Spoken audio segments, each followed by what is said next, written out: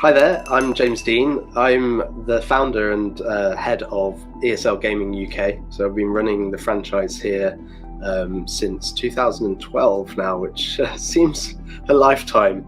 I've been involved in esports for longer than that, and certainly focusing on kind of the IT hardware industry and marketing activities. Yeah, thanks for having me.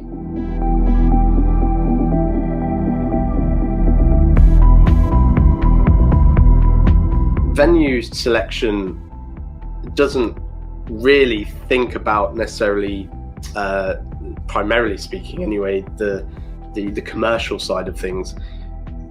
Gaming esports tournaments are primarily funded by the sponsorship and commercial support of the tournament itself, rather than say ticket revenues or on-site revenues. So really, it's about getting maximum bums on seats in an esports tournament, because that's effectively what is proving out those finals and making a spectacle, which is obviously satisfying the commercial partners behind the tournament itself. So I would say the first thing we look at is actually location. So it's maybe there's a purpose behind being in a particular city or country. But ultimately it's about catchment area and making sure that there's enough people who are going to come to the event. And then when it comes to the sort of technicality side of things, normally we have a rough estimate on the number of seats required. So it's the size of the venue, and then it's about how easy is it to actually set up and the commercial agreement behind it. So things like pre-existing infrastructure for networking or video transport, the ability to get enough players on a stage, and the amount of time it takes to set up and prepare the tournament. For context there, normally an esports tournament takes about 5 days to set up, whereas a massive music festival will take about 2 days. So sometimes the venue operators are like, what are you doing? Why are you taking so long?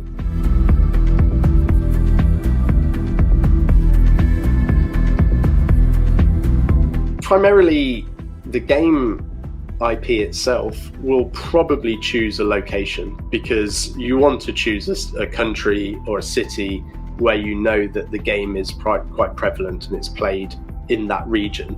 So that is number one. And that said, what we saw in the past is certainly, in my experience, when we were looking at positioning the Dota 2 Major back in 2018, obviously coming from ESL Gaming UK, I was pitching UK cities, while my colleagues in other countries were pitching other countries. And most people said that Birmingham in the UK was the worst place to have a Dota 2 tournament. However, it sold out the fastest that we've ever seen a tournament to that date, and it was a hugely successful event. We chose an NEC venue in the centre of Birmingham, and which was particularly nice because you have to think about the community and the community needs. And Dota 2, in this instance, is quite friendly community that like to socialize, and being in a city location which is surrounded by amazing bars and restaurants and other kind of activities around the tournament itself really helped not only the visitors experience, but also the players. The players really appreciated being in that environment. So I would say that location is absolutely key, and matching that with the community. That's effectively the first job.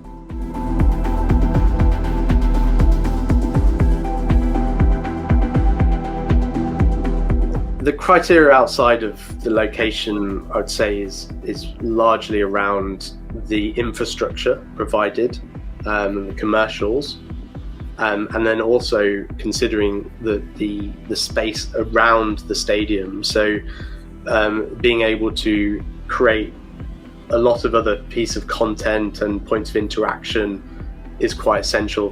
What I find is that if you take an event like IEM, which is in Katowice, there is a stadium which has a big exhibition hall to one side of it, and that makes for an opportunity to have a much more sort of festival orientation to the whole event, which actually works extremely well, because you've got 3 or 2 days of tournament which runs for 6 to 8 hours a day.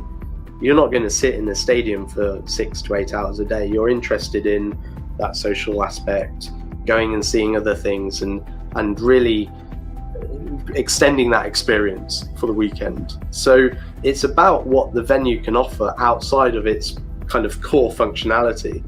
And I think certainly the gaming industry and the esports industry is open to any ideas. I mean, it could be a music concert going alongside it. It could be a big physical activation.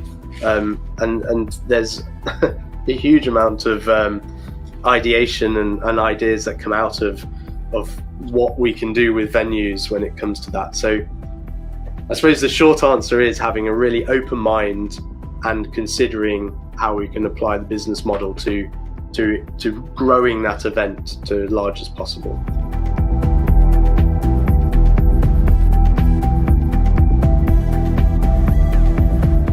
Depending on the game IP, esports betting is a necessary evil, let's say.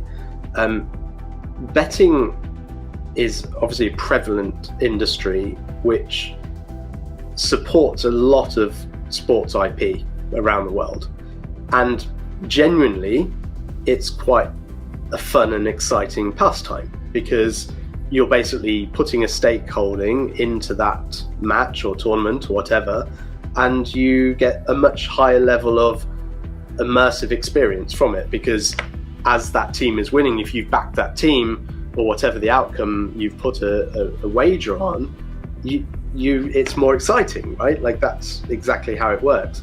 But obviously we have to consider the audience that it's being presented to, because there's a due diligence around obviously the age and various different regions which the tournament is prevalent in, and you can't be obviously promoting a betting service to underage or countries that don't allow betting. So while I think that in certain circumstances it has a huge opportunity and space, and in the same way in sports it actually supports the whole tournament and what we achieve, there are times where it doesn't fit, and that could be a decision by the game developer itself, and that's largely because of the demographic that it is prevalent within that esport.